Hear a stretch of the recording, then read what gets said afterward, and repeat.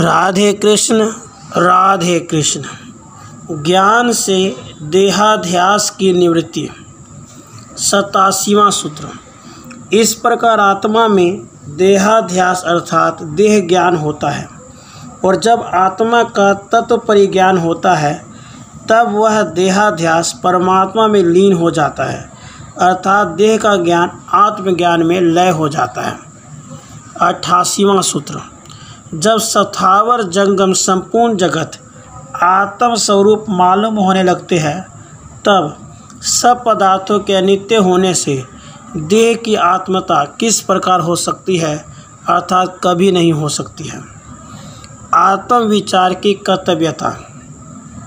हे महामति, सदा आत्मा को जानता हुआ समय को व्यतीत कर और समस्त प्रारंभ किए हुए कर्म के फल को भोगता हुआ उद्वेग मत कर। प्रारब्ध कर्म का निराकरण। 90वां सूत्र। आत्मज्ञान होने पर भी पुरुष कर्म फल का त्याग नहीं कर सकता है, ऐसा शास्त्रों में सुनने में आता है। उसका अब हम निराकरण अर्थात खंडन करते हैं।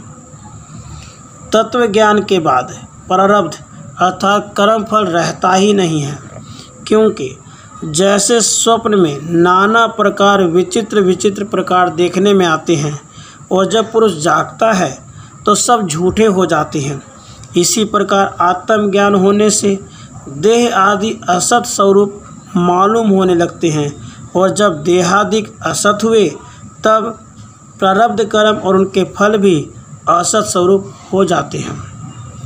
92वां सूत्र। पूर्व जन्म के कर्म प्रारब्ध कहलाते हैं, और जब पुरुष को तत्वज्ञान हो जाता है फिर जन्म होता ही नहीं है। यदि जन्म ही नहीं हुआ तो कर्म का भोक्ता कौन हुआ। इस कारण तत्वज्ञान होने के बाद पुरुष कर्म फल का भोक्ता नहीं होता है। जन्म नहीं होने में यह श्रुति प्रमाण है, न स पुनरावर्तते। 93वां सूत्र। स्वप्न के देह की तरह यह देह विनिष्ठ है, फिर जन्म किस प्रकार हो सकता है। इससे किसी प्रकार प्रारब्ध अर्थात पूर्व जन्म के कर्म फल का भोग हो सकता है, क्योंकि जब जन्म होए तो कर्म भोगे, जन्म ही नहीं तो कर्म कहाँ से।